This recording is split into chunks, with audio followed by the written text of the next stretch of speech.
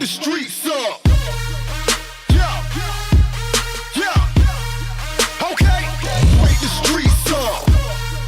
Okay, come on. Okay, wake the streets up. Yeah, yeah. Come on, wake the streets up. Yeah, yeah. Okay. Good evening, everyone, and happy Monday. Welcome to your BossFM Evening News with Jalisa. And it's Jessie. A Texas murderer by the name of Andrew Charles Beard dressed in blackface when he shot his baby mother, Alyssa Burkett, in the head and repeatedly stabbed her to death at her job on October 9th. At first, Mr. Beard got away with it, as witnesses told Carrollton police that it was a black man who killed Alyssa Burkett. CPD then found cosmetic glue, a fake beard, and dark-toned liquid makeup foundation in a car that belonged to Andrew.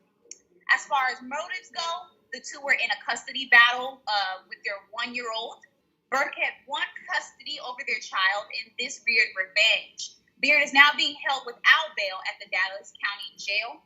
Thank God the child was unharmed, but she is now awarded the state, according to People magazine. Such a scary story. I live in Texas, which is why I wanted to share the news with you guys, but I just can't even believe that something like this is happening to me right down the street. And you never know what's going to happen and who they're going to frame. Okay, pay attention that they said that he was in blackface when he did this murder. Shaking my head. In lighter news, on Tuesday, activist rapper Killer Mike announced that he teamed up with Bounce TV founder Ryan Glover and former Atlanta Mayor Andrew Young to create a new Latinx-owned digital bank, okay? It's called Greenwood, ladies and gentlemen. After raising more than $3 million since June, Killer Mike tells CNN that there are tens of thousands and counting, probably me, Black and Latin people on the waiting list to open an account at Greenwood Bank. The bank isn't even open yet, okay? So the bank doesn't open until January, but since the announcement was made in June, there are tens of thousands and counting. The number goes up daily, according to Ryan Glover, that people want to be a part of this bank. The digital bank includes all financial services like a savings account, checking account, mobile deposits, and transfer from peer-to-peer. Greenwood also offers global ATM banking, Hello, Apple Pay, Android Pay, and if you sign up for direct deposit, you get your paycheck 2 days earlier than your scheduled payday. Can I get my stamps? Let's get our stamps, y'all. Ryan Glover says the target audience for this black bank is black people, black communities, Latinx communities that support Black and Latinx entrepreneurs and their small businesses. And that is a Melanin Monday for me, okay? Finally, after 10 long years since their last championship, the Los Angeles Lakers bring home and deliver a 17th championship for franchise history last night against Miami Heat in Game 6 of the NBA Finals. LeBron James, the leader of the crew, delivers his fourth ring and also his fourth time being named Finals MVP.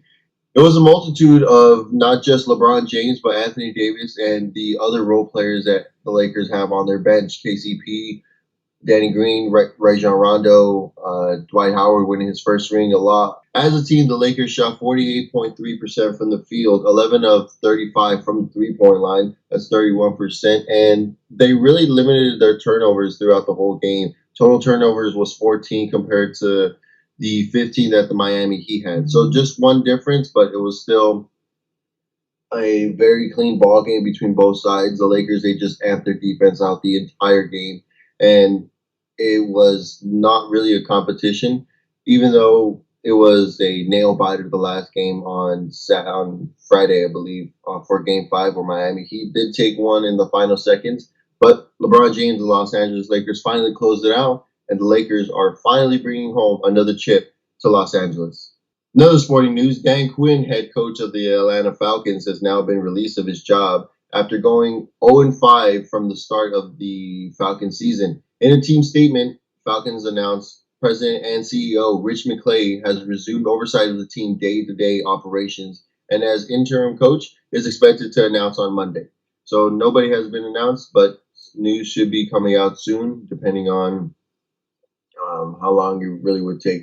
I'm looking really forward to one of the sideline coaches coming up, or even the offensive coordinator being named as their head coach. Falcons have a good team, especially with the running back, Todd Gurley, quarterback, Matt Ryan. They have a multitude of wide receivers too, but it just wasn't from the start.